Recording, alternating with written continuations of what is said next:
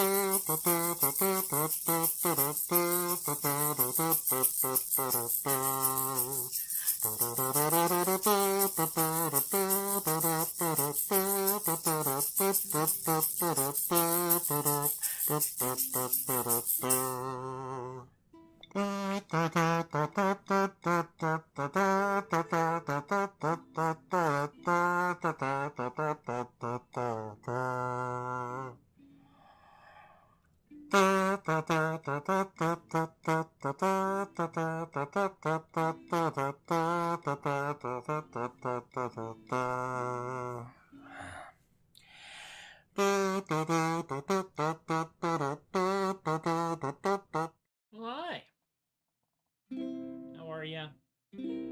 It's me. It's Monday, and there are some changes coming down the pike, which I'll talk about as we get ourselves kind of sorted out today. How are ya? It is Monday. Yes, or actually no, Saturday. Saturday. Amy and I went to Sherwood Forest Fair for an afternoon visit. We had gone in back in April. First thing in the morning, we were there before the gates opened, and we just were not used to it anymore. We had run out of steam about 3 o'clock and headed home. 4:30, sorry, 4:30 and headed home. On Saturday, we came in around 1 o'clock, and we had plenty of steam to last all the way through till the end of the day, which is good because it gave us a chance to see Judas and Magnolia's mind reading show at Sherwood, and I have to say, I liked it. It's good. From both a magic nerd perspective and a theatrical presentation perspective. It's good and it's definitely worth it. We also saw Lady Prudence. I got to listen to some songs, and something came up because Madman Maverick, my friend Mad John Maverick, was going to be performing. I don't know what happened, and I hope he's okay. I haven't heard any details in any other direction, but he was not able to do his 5 o'clock show. Lady Prudence was packing up, and I kind of felt like I owed some people some songs, so I played I Couldn't Run Away with the Fae to her while wearing a mask as she was packing, and she liked that, and we determined that nothing was going to happen on that stage until 6:15, and so I basically sat down on the bench, tuned a little bit, and played mostly my own stuff for somewhere between half an hour to 45 minutes. And I entertained people who were there, actually sat down. I entertained people as they were going by. Some people came in, stayed for a little bit. Some people passed through. A number of cast members saw me doing it. And at any time, any of them could have said, "You, off the stage." They didn't. That's encouraging because I am proposing to pitch to do the Troubadork show at Sherwood, which is only an hour and a half drive from where I live, here at an undisclosed location, for next year. And also for the Sherwood Celtic Festival, assuming they do that out there on site. We'll see how that goes. As such, I also wrote a new song, and so I'll be doing that new song as the last song for today's show. But we're going to start with some classics, because I haven't done classic stuff for a little while, and this is one of the songs I startled myself actually remembering how to do it without having the notes for it, which means that this is actually still working, which is beautiful. It is part of what I consider to be my Beggar's Legacy package. There are certain songs that I learned literally at the knees of the folks known as Jolly Beggar, Molly and Linda and Matthew and Rory. And I have Molly's permission to use that term, Beggar's Legacy. And this is one of the songs that I learned from them a very long time ago. It just took me long enough to put it into my key. We'll drink to the downfall of tyrants. We'll drink to Christ the Lord. We'll drink to the 12 apostles who preach his holy word. Yeah. We'll drink to the saints and martyrs in the dismal days of yore. And whenever our tankards are empty, we'll remember once more. And whenever our tankards are empty, we'll remember once more. We'll drink a health to the king, me boys. We'll drink a health to the queen. We'll drink to the royal princes wherever they are seen. We had one here a minute ago. We'll drink to the dukes and duchesses and all their loyal men. And whenever our tankards are empty, we'll fill them up again. And whenever our tankards are empty, we'll fill them up again. We'll drink a health to the landlord of this glorious springtime feast. It's spring now. It's actually summer, but, technicality. We'll raise our glasses high, me boys, to the strength of malt and yeast, yo-ho. We'll drink a health to the landlord and his ale so strong and incredibly reasonably priced and fine. And we'll hope that he forgets our bill when it comes to closing time. And we hope that he forgets our cat when it comes to closing time. And now we'll drink to the ladies. Hi there. We'll drink to all their charms. How you doing? We'll drink to the pleasures that we find when we are in their company, because it's a family show. We'll hold them very tight, me boys, but we will make it clear. It's goodbye on the day that they do say they will keep us from our beer. It's goodbye on the day that they do say they will keep us from our beer. Olé!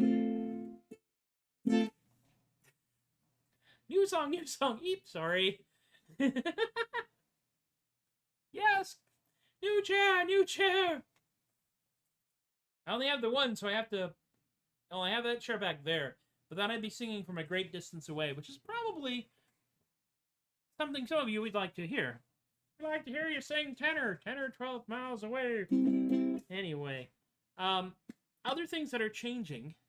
We are now moving into a change in circumstance.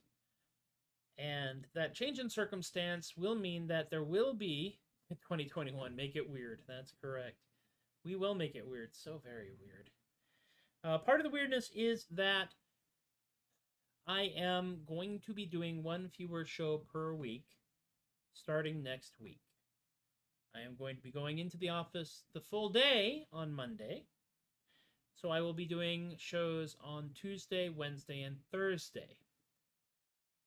Until such time as they say, no, you have to come in and be physically in the office more. There's a couple of reasons for that. There are a number of things that I have to physically be in the office to achieve, because that's where all the stuff, the computers that I set up are. I don't have the rig here to do a lot of the things that I need to do to configure computers to give to people, which is part of my day job at an undisclosed company in an undisclosed location in San Antonio, Texas. Not the same undisclosed location as I am in now. It's over there. I'm pointing behind the word balloons. That away. So, as such, this will be the last Monday show for a while. We all knew that this was bound to happen as we achieve some semblance of, if not normality, then at least homeostasis. And that's okay. We will continue to do the shows until such time as I am back in the office full-time, at which point we will transition over to doing 1 or 2 weekend shows per month, except for when I'm actually doing an event, in which case I'll just be doing as many dang shows as they will let me get away with out there in the big wide open world. Having with a suitable two-year-old trebuchet, you could theoretically work with that. Yeah! I'm not sure that the technology that we have is fling rated, though, is he? Because it'll definitely be flinging. They're not hurling, but flinging. This is my own personal thought here, is that catapults hurl, trebuchets fling. Yes, with the gesture. Yeah, think about it. It's true. It really is. So that is something to just keep in mind. There's no need to panic. And I will do another song here. That one was one Arky's Toast I actually managed to do entirely by memory, which is amazing to me. The next song I'm going to do, I cannot do by memory, partially because the way the chords are set is designed to mess you up if you are a person who likes formulaic, incredibly trebuchets. IT. I have a trebuchet. That's the IT department. Izzy's trebuchet. There we go. That's what it is. It just fling things to people in need. Or close to them. Margin of error. This is one of the reasons why I want to do something. I want to actually do a show with you, Izzy, is because the two of us could be. We could do like one song and then 25 minutes of this kind of faffing about. And I'm fairly certain it would be entertaining to people other than just us. All right, so this one is John Barleycorn, and it is set to the tune, not the same tune that you know from Jethro Tull and all those others. This is set to a song written by Stan Rogers called "The Idiot," which I found out about. But this is the one. I learned the song to this tune from the Jolly Beggar. So, Molly, if you're out there over in New Zealand, and you catch this, this is effectively your fault. John Barleycorn to the sea's gone down in a ship both bold and new. The thirst to strike of Captain Drake and all his loyal crew. To venture brave through wind and wave, the Spaniard for to halt. And though he die of Spanish grape, he'll live as English malt. So we'll strike him down and we'll bind him round and we'll serve him worse than that. We'll grind his bones between two stones and we'll bung him in a vat. Then we'll drink his health in nut brown ale and we'll raise our tankards high. For before that he can live again, John Barleycorn must die. See that? It's one of those interesting ones. It has some chord changes where you don't expect it, and it doesn't have chord changes where you want them to go.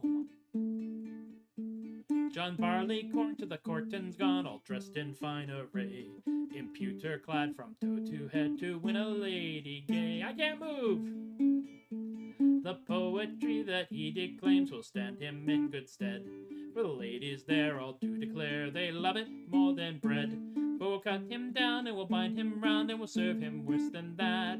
We'll grind his bones between two stones and we'll bung him in a vat. See? And we'll drink his health in nut brown ale and we'll raise our tankards high. For before that he can live again, John Barleycorn must die. You see what I mean? If you follow traditional song composition, you want that change to happen differently. That's one of the things I love about this song. I will also note this is a Morris dance tune, which may explain a lot. John Barleycorn's to the hangman gone, this tale I will unfold. For Robin, loyal Englishmen of the silver and their gold, in a grave unmarked by cross nor stone, John Barleycorn is lain. Till the summer rains have come and gone, and he rises up again.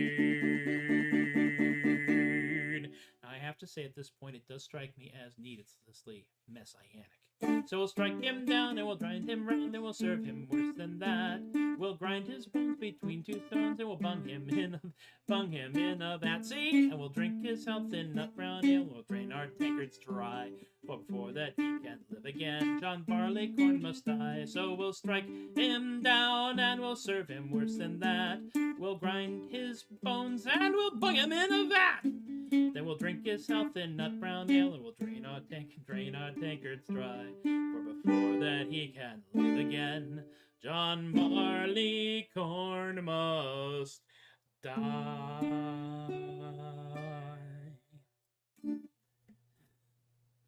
John Barleycorn, written by one old guy, to the tune of The Idiot, written by another old guy, which I learned from four people, all of whom were were younger than I am now when I learned it from them, it's complicated. But the structure on this is weird. If you want, I will happily send anyone out there my chord chart, and you can see the points where the chords. I have to actually make a note that the chord stays the same in a couple of places. You just keep riding this one chord until you get to the next change. It's weird.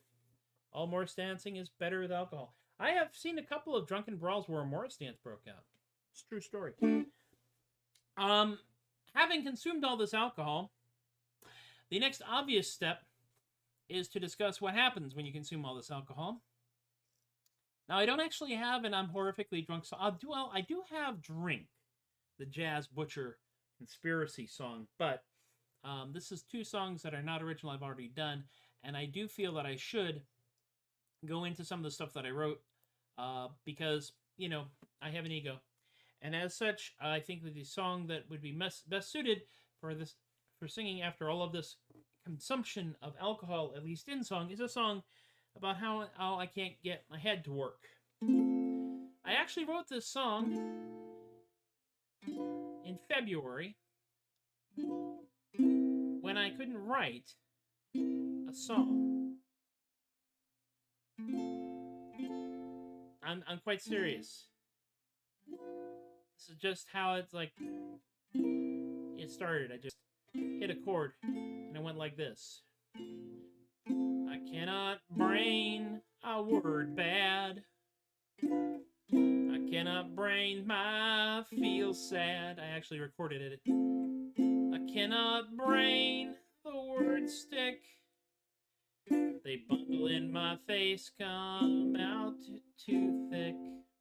I cannot brane. No, can't even rhyme at this point. I cannot brane word bad, song weird, out of joint. I cannot brane a word bad. I cannot think my heart sad. I cannot brane the word wrong, the chord bad, screw up song, not feel glad. I cannot brane my word bad.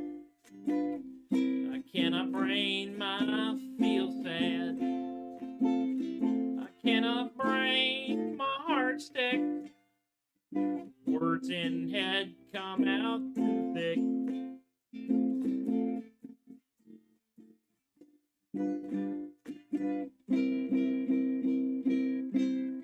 Me brain real good could one sometime once.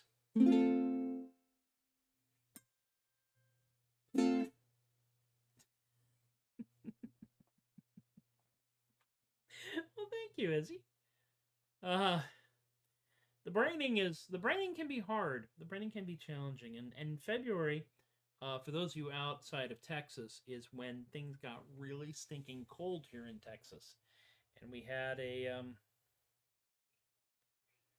week-long freeze and a week-long survival challenge for an awful lot of us.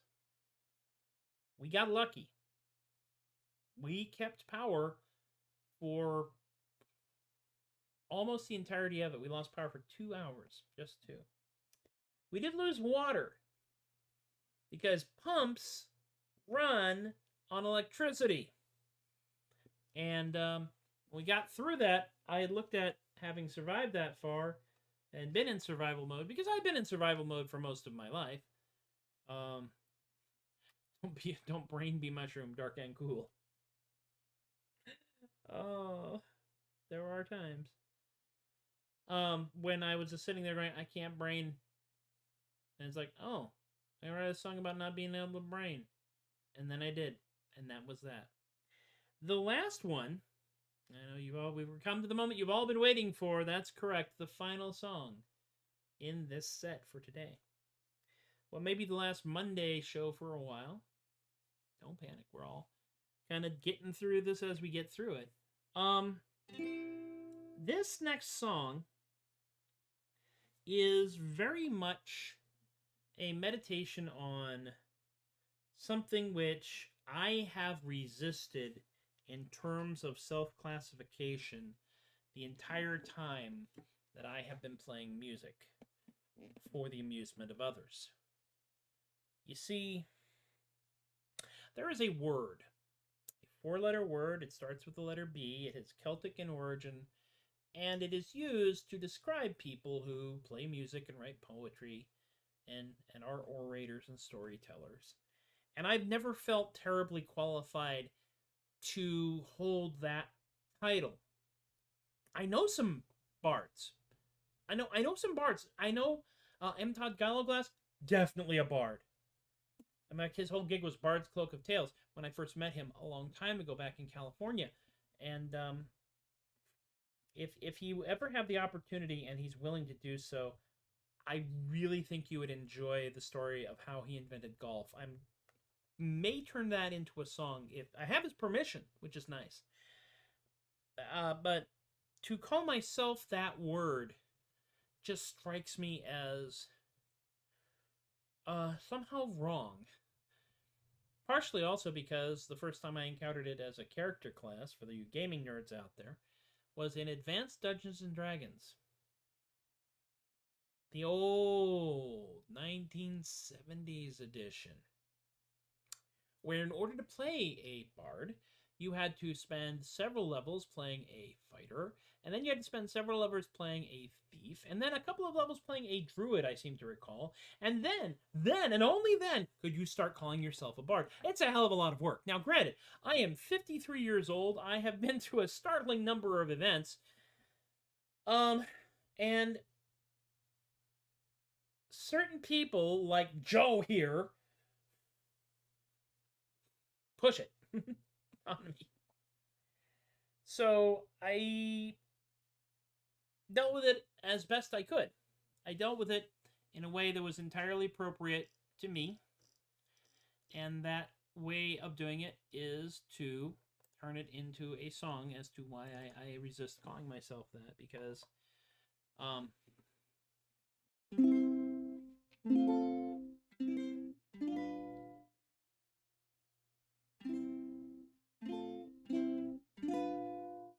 me and the math over here.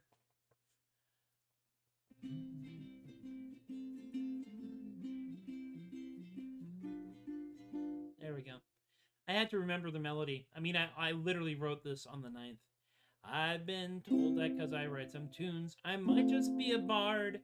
But writing songs is really fun, it's really not that hard. I call myself the Troubadork, that B word has me jarred. Because while I am not that chap, I've frequently been barred. I've been barred from ships and taverns, I've been barred from pubs and clubs, I've been barred from village fairs, they even took my ticket stubs. I've been barred from local jam sessions, been all but feathered and tarred, and to make the matters worse, from all the bars I have been barred. Hootenannies will not have me, nor will any open mic. I can do whatever song I want, but nowhere that I'd like. They want me to pay for my sins, but music should be free. And while I can play where I please, none are that pleased with me. I've been barred from ships and taverns, I've been barred from pubs and clubs, I've been barred from village fairs, they even took my ticket stubs. I've been barred from local jam sessions, been all but feathered and tarred, and to make the matters worse, from all the bars I have been barred. I may be a humble poetaster, a poet not so good, but I like to write my little songs like any sane man would. But the people, when they hear my stuff, react with low regard, just because they say my music left them emotionally scarred. Honestly, it's not my fault. It comes out of my face, and it's no longer my responsibility. I've been barred from ships and taverns, I've been barred from pubs and clubs, I've been barred from village fairs, they even took my ticket stubs. I've been barred from local jam sessions, been all but feathered and tarred, and to make the matters worse, from all the bars I have been barred. So my friends, you know, all know my tale, take pity on my plight. Some of us just need to sing our stuff and hope it comes out right. If you see your humble Troubadork, please do not run away. as I shamble through the world searching for somewhere I can play. Honestly, I'm not that expensive. I'm actually pretty cheap. I've been barred from ships and taverns, I've been barred from pubs and clubs, I've been barred from village fairs, they even took my ticket stubs. I've been barred from local jam sessions, been all but feathered and tarred, and to make the matters worse, from all the bars, one more time! I've been barred from ships and taverns, I've been barred from pubs and clubs, I've been barred from village fairs, they even took my ticket stubs. I've been barred from local jam sessions, and I've been feathered and tarred, and to make the matters worse, from all the bars,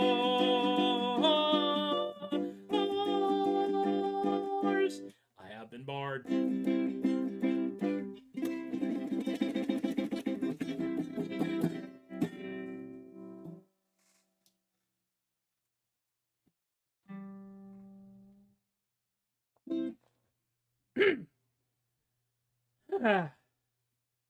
And there we have it, ladies and gentlemen. Yet another. That just feels good. I can't even explain why. I think that one is it's a keeper. It has a jolly sing-along chorus. It has the Tobias nature, and if you have seen any of the other things I do when I perform as Tobias the Adequate, you know darn well what the Tobias nature is, at least viscerally, even if you can't put it into words. I like that one a lot. And in keeping with things, I actually did spontaneously detuned at the end of the song, which is how I know it's a keeper. Festus did that to the baritone ukulele. Song to the Bard did it here to poor Ducky, and I will now have to tune you again.